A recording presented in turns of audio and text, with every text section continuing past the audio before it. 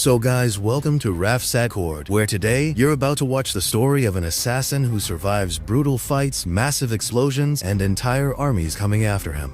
Arthur Bishop lives alone on a boat near the coast. One morning, he wakes up, grabs some coffee, and steps outside. But before leaving, he activates a bomb hidden inside the boat so nobody can steal it. What kind of way is that to stop a thief? After that, he rides his motorcycle to a restaurant. The staff already knows who he is, and the waiter seats him at a table overlooking the ocean. Just by looking at him, it's obvious he spent years living surrounded by danger. A woman suddenly sits across from him and says she's been trying to find him for a long time. She tells him her boss wants 3 people dead, but their deaths have to look like accidents. She already knows this kind of job isn't difficult for Bishop because he's been in this game for years. There's barely any fear in her voice. It sounds more like a direct threat, and the atmosphere instantly turns heavy. The woman tells him that if he refuses, she'll go straight to the police. Bishop realizes his past is standing right in front of him again. She says she'll expose the truth that Bishop is still alive because the last time he faked his own death to escape law enforcement. That's when Bishop notices several other people nearby watching him. Suddenly, he pulls out his phone and snaps a picture of the woman. The second she reaches for her gun, Bishop attacks her. The calm conversation instantly turns into a deadly fight. The men with her rush at him all at once, but Bishop takes them down one by one. Then he notices more armed guys coming up from below to grab him, so he jumps off the wall and hangs onto a cable car line. The woman and her crew chase after him and climb inside the cable car. They search everywhere for Bishop inside, but he's already on the roof. Bishop moves so fast the others barely have time to react. The woman fires at the roof, but Bishop jumps at the last second and lands on a parachute below. Later that night, he heads back to his boat, only to see 2 men already waiting there. Without wasting a second, he pulls out his phone and blows the boat up. After that, he heads to the dock and opens a box filled with passports and documents. Then he burns all of them. Bishop is now wiping out his old identity and getting ready for a completely new life. Bishop travels to an island in Thailand, where he meets a woman he already knows. She owns a hotel there. She takes him to a room, and Bishop pulls a bag out from a hidden compartment. Inside are several phones, weapons, and passports. As he digs into information about the woman from earlier, he discovers she actually works for a man named Crane. Slowly, Bishop starts getting closer to the real people behind this dangerous game. Meanwhile, a woman named Gina meets with the hotel owner and asks for some medicine. The owner notices bruises all over Gina's arm, like someone has been beating her badly. She tries to help Gina even more, but Gina says she only needs the medicine and leaves. That night, the hotel owner spots a boat out on the water. A man inside is violently beating a woman. She immediately runs to Bishop and asks him to help her. One look at Gina makes it clear she's been living in pain and fear for a long time. Bishop takes a small motorboat out to them and yells, "Hey, if you're really a man, let the girl go." The woman being attacked is Gina, but the man ignores Bishop completely and pulls out a gun. That mistake costs him everything. Bishop beats him brutally and kills him. The man probably had no idea he just challenged the wrong person. After that, Bishop tells the hotel owner to take Gina back to the hotel. Then he searches the boat and finds Gina's passport along with her phone. Inside the phone, he sees a picture of himself. At that moment, Bishop realizes someone has set up a massive trap around him. He directly asks Gina if she's working for Crane too. In a shaky voice, she admits that Crane has been threatening her. Everything that happened was part of Crane's plan so she could get close to Bishop. Gina explains that her only job was to meet him and call a certain number. After that, her mission would be over. Bishop also learns that Gina takes care of orphaned children who are rescued from human trafficking. For the first time, anger and pain both show up on Bishop's face at the same time. Crane threatened Gina and told her that if she refused to follow orders, he would kill the children. Around then, Bishop notices a boat moving toward the island. Now this isn't just about a mission anymore. Innocent kids are in danger too. The boat is filled with armed men watching the island. Bishop tells Gina they need to pretend they're getting closer so Crane doesn't suspect anything. She goes along with it, and Bishop even apologizes for dragging her into all of this, but he knows he has no other choice. Both of them understand that one small mistake could get him killed. Bishop tells her he's glad she helps orphaned children because he was an orphan himself. When he was younger, both he and Crane were bought by a gangster. Bishop managed to escape, but Crane never could. The people around him treated him like a criminal and punished him for years. Since then, Crane has hated everyone. His past is exactly what turned him into someone so ruthless and dangerous. Bishop comes up with a plan to get Gina out of this nightmare and gives her his watch as a signal. The next day, Crane's men kidnap Gina. Right after that, Bishop calls Crane and challenges him directly. When they finally meet, Bishop tells him, "Let Gina go, Crane. This won't end well for you otherwise. She's a good person. Just let her walk away." But Crane refuses. He says he'll release her only if Bishop murders 3 people in cold blood. The first target is an African crime boss locked inside one of the deadliest prisons in the world. Crane has pushed Bishop into a mission where surviving feels almost impossible. Then Crane forces Bishop to swallow a GPS tracker. helicopter, so his men can always find him once the job is done. When Bishop asks for proof that Gina is still alive, Crane tells him he'll be allowed to talk to her on the phone after every completed mission, and once all 3 jobs are finished, Gina will be released. Crane is trying to keep Bishop under his control every second of the way. Bishop starts preparing for the mission and learns that the prison sits in the middle of the ocean, surrounded by shark-infested waters. Massive cliffs nearly 300 feet high surround the entire facility, making it almost impossible to break in. After that, Bishop digs up information on several gangsters and chooses one man with a tattoo across his face. He copies the guy's appearance exactly and buys everything he needs for the mission. Bishop plans every step carefully because one mistake could get him killed. The next day, while walking through the streets, police officers mistake him for the gangster and arrest him. Soon, he's thrown inside the prison. Once inside, Bishop notices that his target never moves anywhere without 4 or 5 guards around him. Bishop is now deep inside the enemy's most dangerous territory, where death is waiting around every corner. Another inmate tells Bishop that the man's name is Krill, and that he once assassinated the president of Liberia. Over the years, several prisoners have tried to kill Krill, but none of them succeeded. Then one day, Krill gets attacked again. This time, Bishop steps in and saves his life. Grateful for the help, Krill invites him to dinner. Krill has absolutely no idea that death is now standing right beside him. When Bishop meets with him later, he kills him in a way that makes everyone believe the death was caused by poisoned food. But right after that, Bishop blows open part of the prison wall and sprays his entire body with a chemical that keeps sharks away from him. In the end, he removed the GPS capsule from his body and jumps straight into the ocean. Bishop executes the entire mission so cleanly that nobody even suspects him. Meanwhile, the captain of the ship receives a message confirming that Bishop completed the job. Crane's men track down his location and pull him out of the water. After that, Bishop finally gets to speak with Gina on the phone. She tells him he only has 36 hours left to kill the next target. The man's name is Adrian. He's a billionaire involved in human trafficking. Now Bishop is heading into a mission even more dangerous than the last one. Reaching Adrian is almost impossible because he lives on the 58th floor of a high-rise in Australia. Every wall, door, and window in the place is bulletproof. On top of that, the entire building is covered with sensors, and fifth the actor is back as inpatient medicine and booze as center from the punishment. Bishop buys the apartment directly beneath Adrian's place and secretly copies the keys and building blueprints. He takes his time preparing every tiny detail without rushing anything. Then he builds specialized glass-breaking charges and disguises himself as a maintenance worker to get inside the building. Hanging outside the windows, he makes his way to Adrian's private rooftop pool and plants the explosives there. The moment Adrian steps into the water, Bishop detonates the charges. Adrian crashes straight down to his death. The entire attack happens so fast, nobody even has time to react. Later, Gina calls again, but this time, she secretly shows Bishop the registration number of the boat where she's being held captive. Bishop immediately flies out there in a helicopter and fights through several armed men to rescue her. But after a while, he gets captured. Crane gives him one final warning. "I'll let this slide once," he says, "but if you try something like that again, Gina dies." At this point, Crane makes it completely clear that he's only using Gina to control Bishop. And now, because of everything that's happened, Bishop moves on to his final mission, killing a man named Max in the United States. Max is hiding inside a massive facility built into the mountains. The entire place is packed with submarines loaded with heavy missiles. Getting in or out without authorization is practically impossible. This place isn't built like a normal military base. It feels more like a fortress designed for death. Anyone who tries to break inside is basically signing their own death warrant. Bishop only has 48 hours to finish the mission. Then he learns that Max has requested a helicopter, so Bishop comes up with a plan to hide underneath it and use it to get close to him. The plan works. Once inside, Bishop jams all the security cameras. Chaos instantly spreads across the facility, and the guards rush Max toward a secure room. Just like always, Bishop stays several steps ahead of everyone else. Then he blows up the elevator. Somehow, Max still manages to reach the secure room, but Bishop is already waiting there. That's when he secretly joins forces with Max and stages Max's death. Now the real game begins, because this time, fooling Crane is the most important part of the plan. The entire setup is designed to trick Crane. Bishop knows that once Crane's men come looking for Max's body, Crane's boat will be left vulnerable and isolated, and in that moment, taking him out will be easy. Everything goes according to plan. After staging Max's death, Bishop rescues him from the ocean after the explosion and takes him to a nearby island. This time, Bishop doesn't win with brute force. He flips the entire game using strategy. Then Bishop calls Crane and tells him to release Gina. But before agreeing, Crane demands proof that Max is dead. Bishop says the body is lying inside Max's submarine, so Crane sends his men there to confirm it. What they don't realize is that Bishop has already rigged the entire place with explosives. The second they arrive, Bishop opens fire and tears through them with bullets. Crane's men never even realize they've walked straight into a death trap. Meanwhile, Crane watches everything unfold through his security cameras. After that, Bishop storms onto Crane's boat and kills all the guards. During the firefight, Gina gets shot. At the same time, Crane activates the bomb planted on the boat. Bishop quickly frees Gina and locks her inside an emergency escape pod that detaches from the boat moments before the explosion. Now the final battle turns into complete chaos. Gunfire, flames, and death everywhere. An intense fight breaks out between Bishop and Crane. Bishop chains crane down, and seconds later, the entire boat explodes. Gina manages to survive, while Max's men later recover pieces of the wreckage from the ocean. The explosion is so massive that nobody believes Bishop could have survived it. Sometime later, Gina is with the children when she suddenly sees Bishop standing right in front of her. The truth is, Bishop hid inside the boat's reinforced steel emergency compartment before the blast. If you enjoy dangerous stories like this, make sure to subscribe to RAFSAT right now, because every story here is absolutely mind-blowing.